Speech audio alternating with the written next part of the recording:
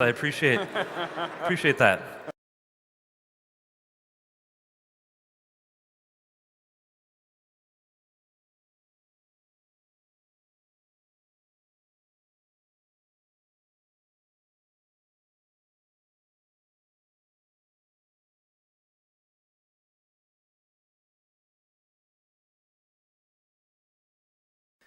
And people might say, where? Where did we start seeing the Trinity in the Old Testament?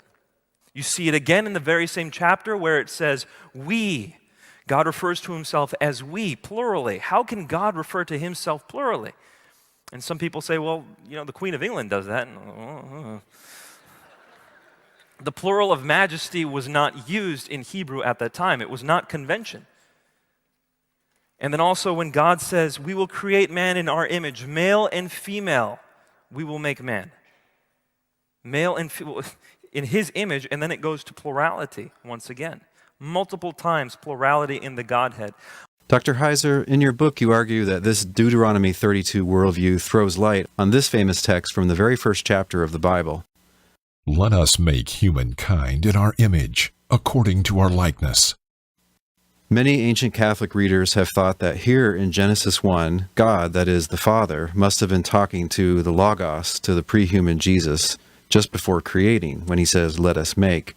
And later Trinitarian readers have taken these plural pronouns to be hints of the Trinity, but you don't agree with either reading. Why? That's correct, I don't. I would say if no other divine plurality passages existed in the Hebrew Bible, especially something like Psalm 82, if you wiped those right off the table, that they weren't in the Hebrew Bible, then I would say, well, maybe that works. Maybe one of those two options will work. But because of what we see in divine plurality passages elsewhere, you can't, make these assumptions. There's no way exegetically to limit what happens there to two or three entities. And because we have this wider world of divine plurality, it makes a lot more sense to take this as God speaking to the heavenly host, again, undefined numerically, because we don't have any numerical indicators there.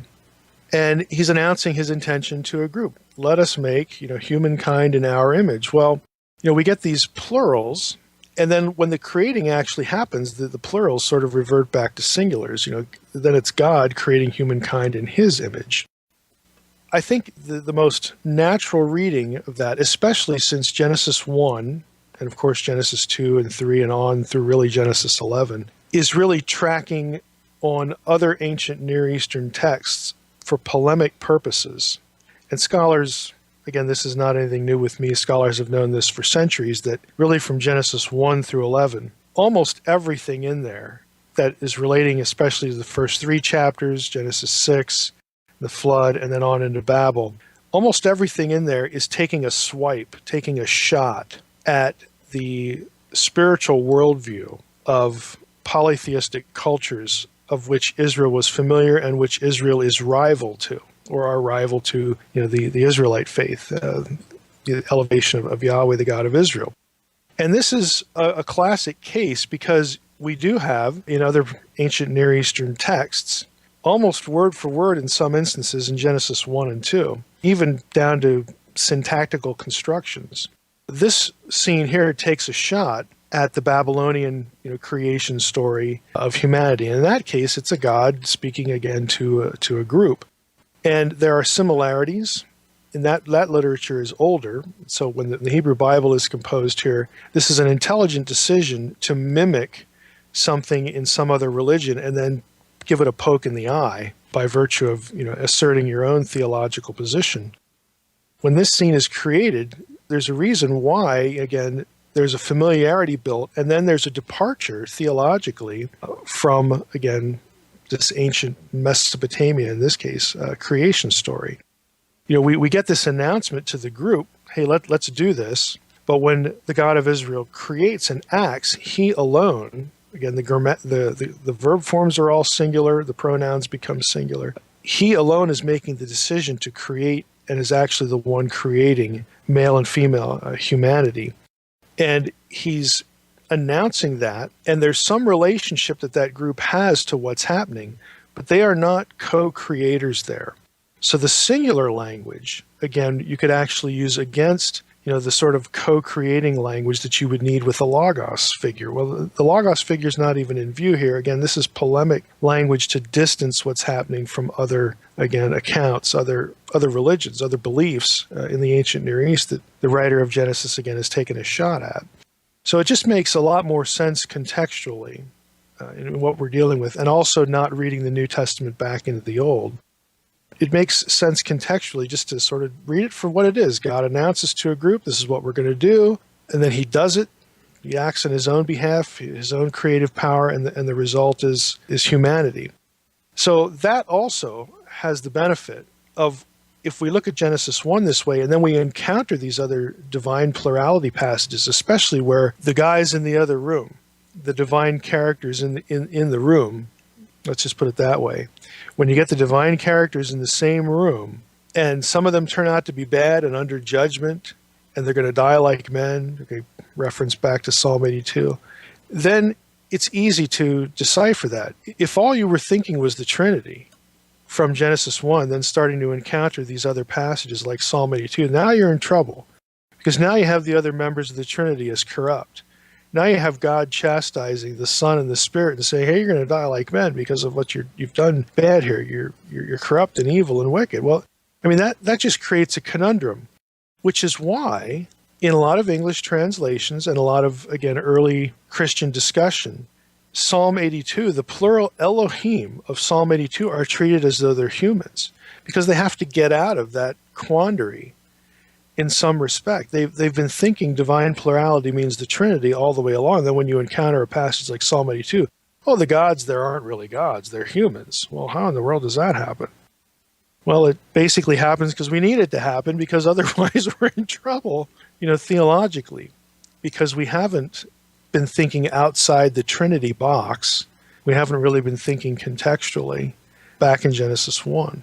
So to the original reader, the sting of it would be that God is doing all the work and the rest of the deities are just kind of on the sideline, apparently watching. He's talking to them, but he's doing it all. Yeah, the verbs of creation, when it comes to humanity, really when it comes to the heavens and the earth and human beings, are always singular in the Hebrew Bible. And again, that's a very deliberate thing on the part of the writer, again, to make it clear who the creative power is. I don't know how it is in Hebrew, but in English, this isn't a very strange way of talking. I mean, imagine that you're hanging out with your mom and she says, I know what let's do. Let's make some cookies. Mm-hmm. And then you sit there and hang out with her and she does all the making of the cookies. Right. That's a good illustration. The geek way, the geek talk here would be, this is a plural of exhortation. A singular speaker exhorting, announcing an intention, exhorting people to, hey, let's get involved here. We're going to do X, Y, Z. And then, of course, you only have one person doing it. But there's a peripheral benefit, in some context to it. There are, as you probably know, many, many famous appeals that Christians make to the Jewish Bible. One of the most famous ones, for example, is in Genesis chapter 1, verse 26, where God says, let us make man in our image, right? And somehow this phrase, let us make man, again, supposedly proves the Christian idea of the Trinity. Now this assertion is really so weak. Someone asked before about Christian scholars. You should know that most Christian scholars, even the most Trinitarian Christian scholars, say this passage has absolutely nothing to do with the Trinity.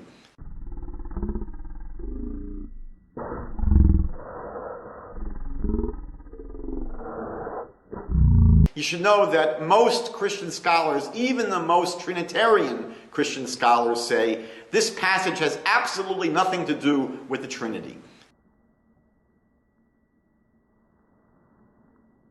You should know that most Christian scholars, even the most Trinitarian Christian scholars, say this passage has absolutely nothing to do with the Trinity.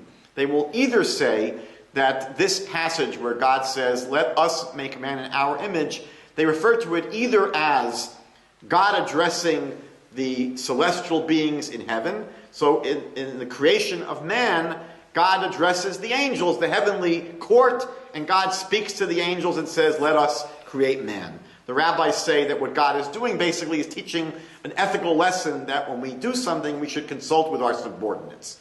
Or, and this is not just a Jewish assertion, many Christian commentaries, the most conservative evangelical ones say, that's what's going on here, that God is addressing the angels. Other Christian commentaries, as well as Jewish commentaries, say this is what's referred to as the plural of majesty.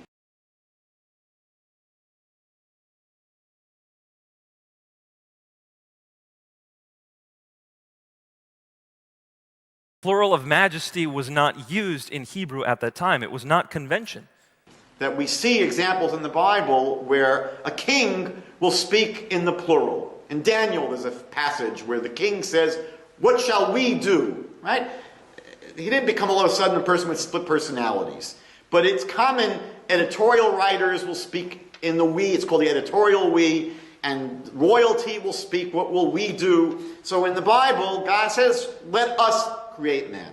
Those are the two most popular theories in terms of explaining why the Bible would say, let us create man. And what we find is there's one verse that's used often by evangelical missionaries to prove again that there's a plurality within God.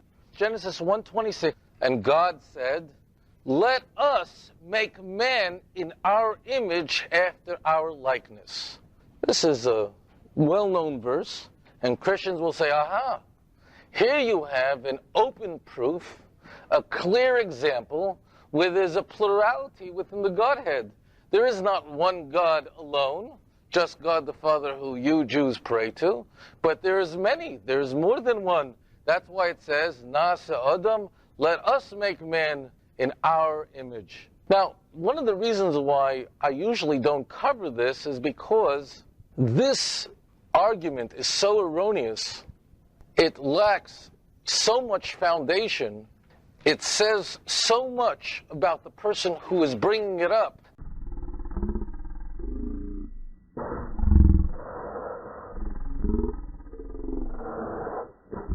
That even the vast majority of Christian scholars who are Trinitarians will tell you that this in no way points to the Trinity. None of these men would be considered a foe of the Trinity. G.J. Wenham.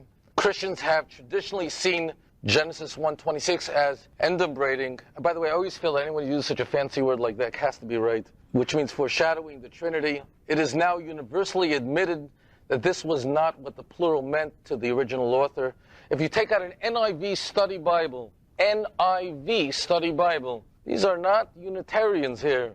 If you look under the commentary of Genesis 1:26, where it says us, our, God speaks as the Creator King, announcing his crowning work to the members of his heavenly court. The Ryrie Study Bible, oh boy, I mean, the person who put that together comes from Dallas Theological Seminary. We're dealing with a very conservative Christian here. We're not dealing with liberals here. The plurals of majesty. The Liberty Annotated Study Bible. Did you ever hear of Jerry Falwell? Oh boy, right? He's certainly no foe of the Trinity. It explains that this is certainly most likely speaking of a majestic plurality. What do these men mean? Why are they saying this? I mean, they're all people that would have loved to use Genesis 1:26 as a proof of the Trinity. There would be no question that if they saw there was any way to use it, they would love to put their hands on it. Even they understand that they're going to have to forego Genesis 1:26.